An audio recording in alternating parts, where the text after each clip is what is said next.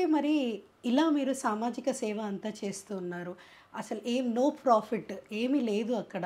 మరి మీరెప్పుడైనా government funding కోసం ట్రై చేశారా?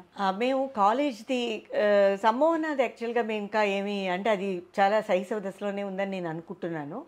కాలేజ్‌కి మాత్రం చాలా సార్లు ట్రై చేశామండి. మేము రకరకాలు మాకు ఎమ్మాడి సరస్వతిరావు గారు ఇప్పుడు లేరు పాపం. ఆవిడ వైస్ ఛాన్సలర్ ఫర్ 3 యూనివర్సిటీస్. ఆవిడ ఓపిక లేకపోయినా ఇలా పట్టుకుని పద రమాప్రభ వస్తానని కర్ర పుచ్చుకుని వెళ్ళి కూడా సెక్రటేరియట్‌కి వెళ్ళి మేము అన్నీ సబ్మిట్ చేసాం. ఎప్పటికప్పుడు అందరికీ మేము చాలా ప్రపోజల్స్ పెట్టాం. డైరెక్టర్ కల్చరల్ అఫైర్స్ కూడా పెట్టాము. ఎప్పుడో ఒక ఉత్సవం చేయడానికి మాత్రం ఒకసారి సహాయం చేశారు, రామదాస్ ఉత్సవం. అది తప్ప కిన్నెర రఘురామ్ గారు మా చైర్పర్సన్గా ఉన్నప్పుడు ఆయన కూడా సంగీత నాటక అకాడమీకి ప్రత్యేకంగా వెళ్ళి ఢిల్లీ వెళ్ళి అప్లికేషన్ ఇచ్చి వచ్చారు. ఎక్కడి నుంచి ఏది జరగలేదు, మాకు ఇప్పటివరకు ఏది జరగలేదు. కేవలం విరాళాలతో మేము కాలక్షేపం చేస్తున్నాము మేము. కానీ మిరాక్యులస్‌గా విరాళాలు వస్తున్నాయి. నిన్ననే మా ఆంధ్రమేళ సభ హాస్పిటల్, క్యాన్సర్ హాస్పిటల్‌కి రేవంత్ రెడ్డి గారు రావడం జరిగింది. సో వారు అసలు మేము చేసిన కార్యక్రమాలు అవన్నీ చూసి చాలా అద్భుతంగా స్పందించారు ఆయన. అప్పటికప్పుడు ఒకటి ఎక్కడో మాకొక ల్యాండ్ ఉంది, స్పోర్ట్స్ స్కూల్ పెడతామంటే మా డైరెక్టర్ గారు ఎస్వి రావు గారు అడిగితే వెంటనే ఆయన స్పందించి దానికి వెంటనే నేను అప్రూవల్ ఇస్తానన్నారు. మిగతా 2 పెండింగ్‌లో పెట్టారు. సో ఇప్పుడు నాకు ఈ గవర్నమెంట్ వెళ్తున్నటువంటి ఈ దృక్పథం, ఈ శైలి, వారు చేసినటువంటి రాజ్యపాలన చాలా ఆకట్టుకున్నాయి. అందుకని మేము చేసే దాంట్లో ఖచ్చితంగా మాకు ఒక ఫలితం దొరుకుతుందని అనుకుంటున్నాము.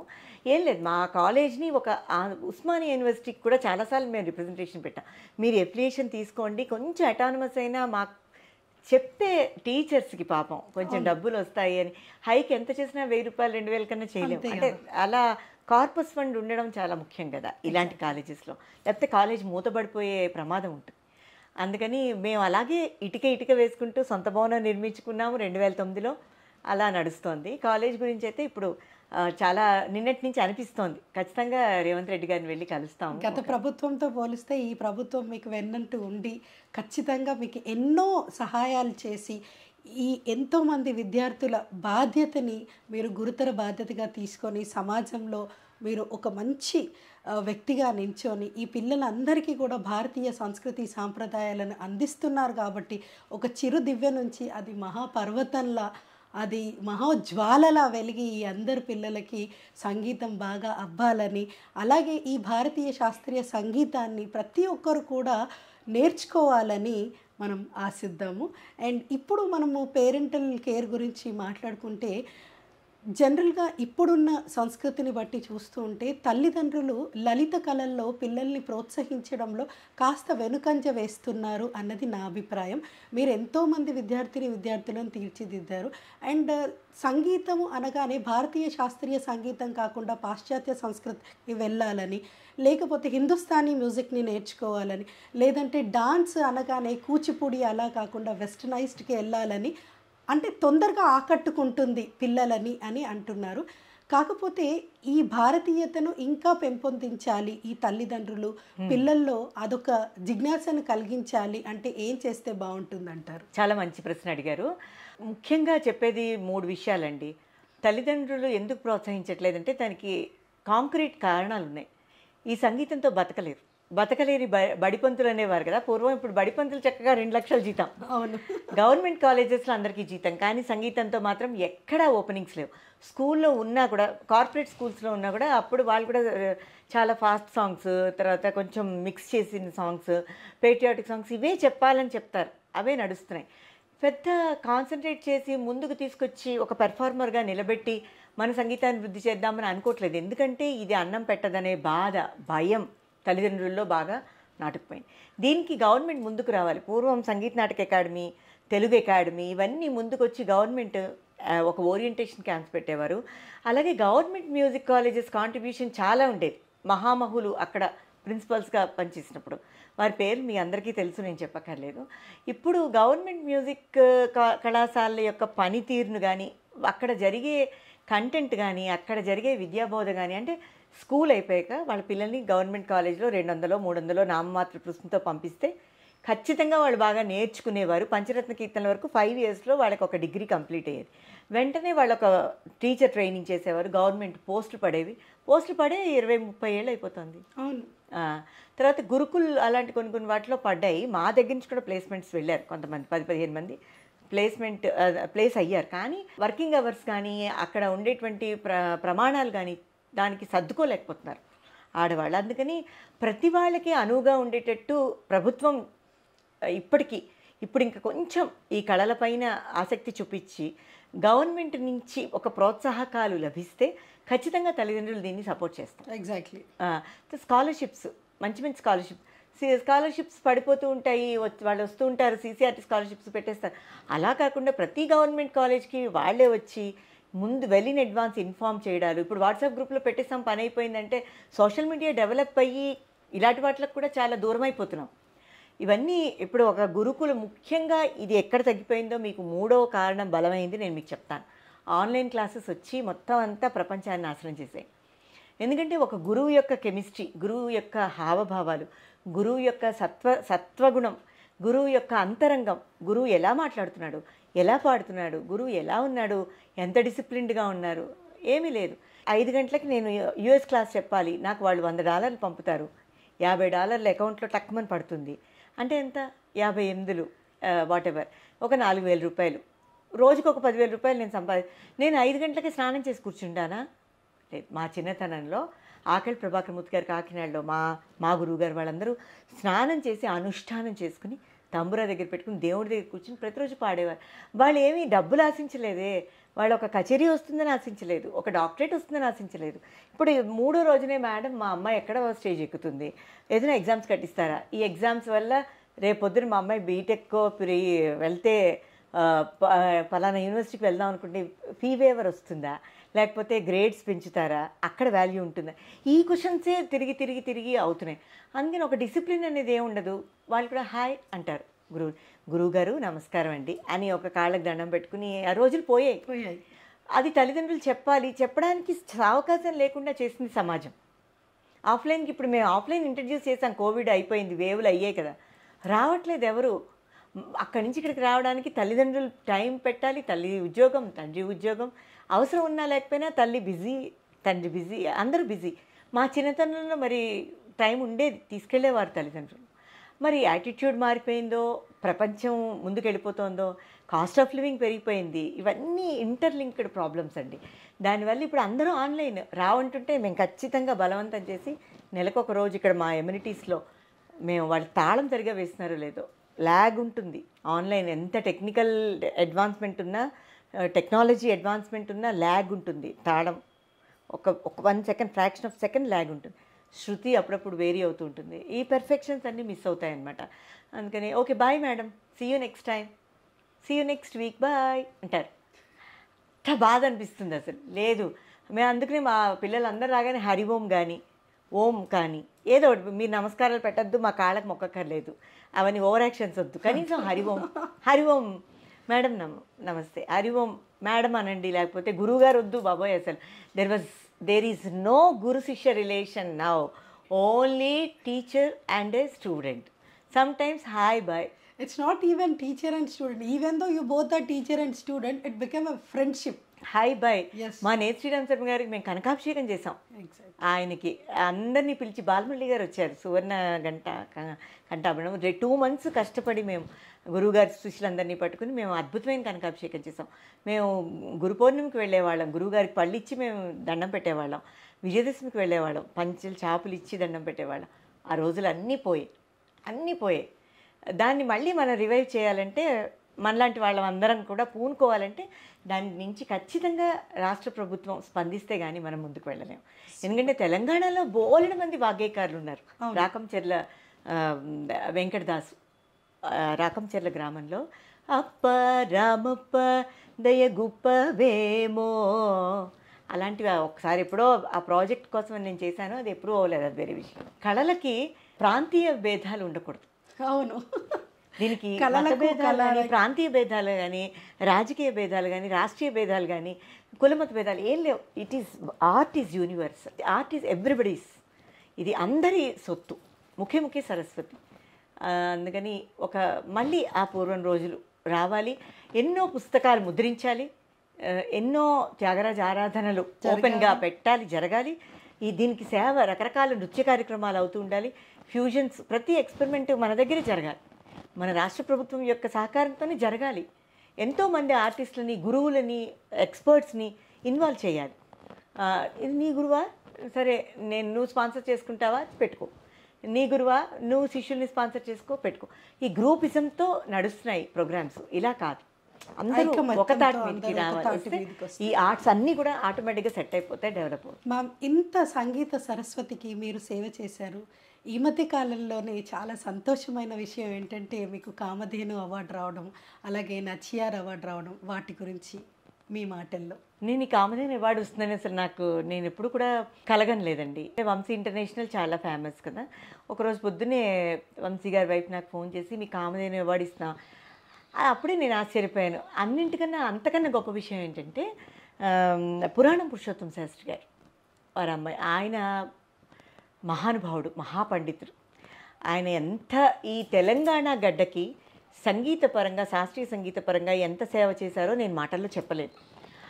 అటువంటి మహా విద్వాంసుడు, టైగర్ వరదాచారి యొక్క శిష్యుడు, తమిళనాడు వెళ్ళి మన వాళ్ళు అక్కడ సాధన చేసి నేర్చుకుని ఆ సాంప్రదాయాన్ని, ఆ మంచి ఏమంటారు, చిక్కని, కమ్మని, తీయని అటువంటి ఆవు పాలని, ఆవు పెరుగుని తీసుకొచ్చారనమాట. గడ్డలాంటి తీసుకొచ్చి అది చిలికి అందులోంచి మంచి నవనీతం వెన్నను తీసుకొచ్చి ఇక్కడ పంచిపెట్టారు.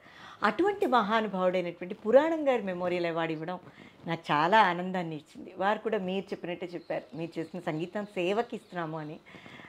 అంతే, అలా అయితే నేను గ్రహిస్తాను. ఎందుకంటే కంచికామకోటి స్వామి కూడా ఒకసారి చాతుర్మాస దీక్షకు పిలిచినప్పుడు నీకు ఇవాళ సడన్గా సంగీత సేవామణి టైటిల్ డిక్లేర్ చేశారు ఆస్థాన విదుషిగా. అది నా జీవితంలో అది అత్యుత్తమమైన గడియలు, అది ఉన్నతోన్నతమైనది. ఎందుకంటే లేదు ఆయనకి ఏం తెలుసు నేను ఏం చేస్తున్నాను, ఏం తెలియదు, అమ్మ చెప్పింది అని నాకు సంగీత సేవామణి టైటిల్ ఇచ్చారనమాట.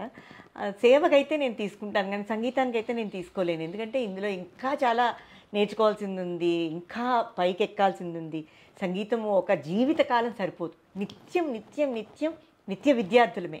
ప్రతిరోజు మనం దైవ పూజ దేవుడి యొక్క నిర్మాల్యం ఎలా తీస్తామో, ఆ నిర్మాల్యం తీసి మళ్ళీ ఎలాగ ఫ్రెష్ పూలు పెడతామో, నిత్య పూజ లాంటిది ఈ సంగీతారాధన కూడా, నిత్యారాధన అనమాట. అందుకని సంగీతం సేవకైతే నేను తీసుకుంటానండి. అలాగే నాచియార్ అవార్డు కూడా వీళ్ళు రామాంజ ట్రస్ట్ వాళ్ళు తిరుప్పావై, నేను 2009లో థ్యాంక్స్ టు మేడపాటి రామలక్ష్మి గారు ఎస్విబిసిలో, ఆవిడ December 11th 10th 11th 12th 3 days 10 episodes, 9th నాకు చెప్పి మీరు చెయ్యాలి, అసలు ఎక్కడో టీటీడీ తిరునిలయంలో పాడుతుంటే ఒక కాన్సర్ట్లో ఆవిడ విని, హరిప్రియ గారు విని చెప్తే రోజుకి 10 ఎపిసోడ్స్ చొప్పున 30 ఎపిసోడ్స్ తిరుపావై. ఫస్ట్ టైం రసధుని, తిరుపావై తమిళం కదా, తెలుగు వాళ్ళకి ఇది అర్థం అవ్వాలని మా చిన్నతనంలో కాకినాడలో లక్ష్మణ యతీంద్రులు వారు అక్కడికి రావడం, అదంతా నాకు చిన్నతనం నుంచి మా అమ్మమ్మ గారు నన్ను తీసుకెళ్ళడం, 30 రోజులు నాకు నోటికి వచ్చానమాట తిరుపావై. ఆ రసధుని అక్కడ నేను ఆకర్షితురాలయ్యాను.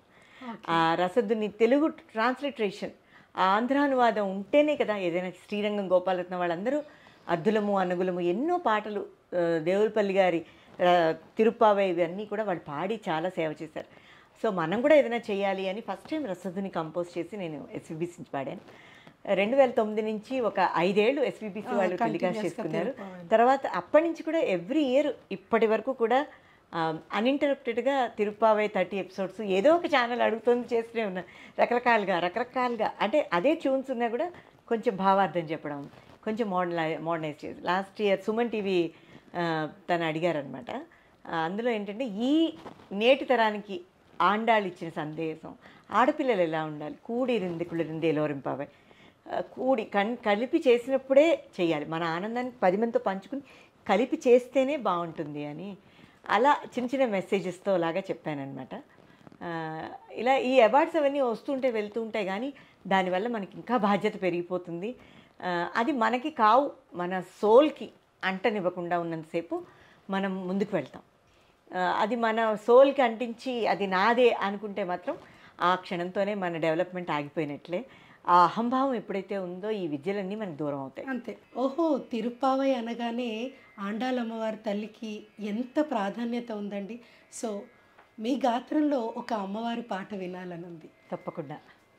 సుధామయీ సుధానిధే సుధామయీ సుధానిధే సుమసరేక్షు కోదండ సుధామయీ సుధానిధే సుమసరేక్షు కోదండ సుధామయీ సుధానిధే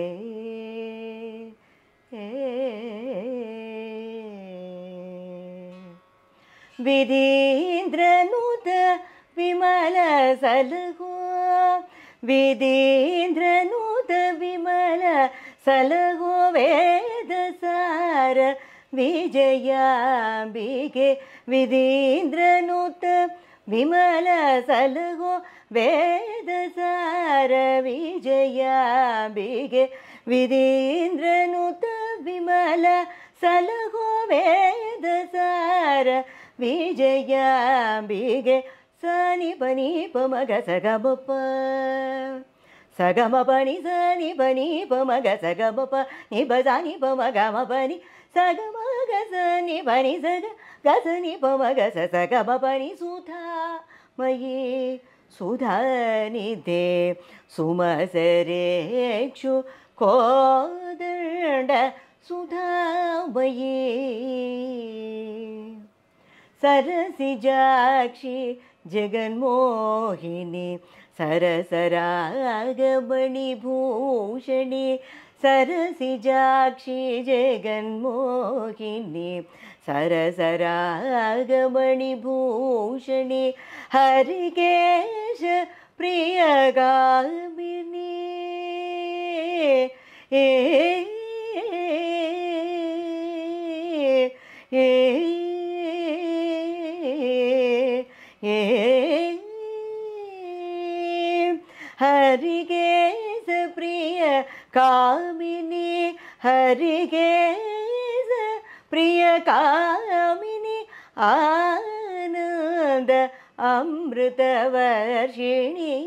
హరికేశ ప్రియ కామిని ఆనంద అమృతవర్షిణి సని పని పమగ సగమప సగమప్ప నిసని పని పమగ సగమ ప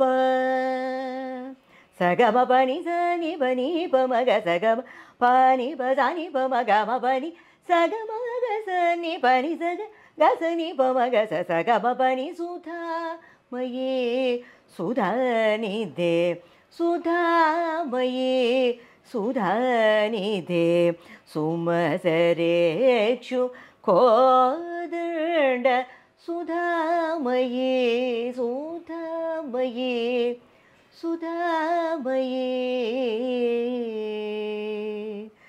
ఏ ఏ ఏ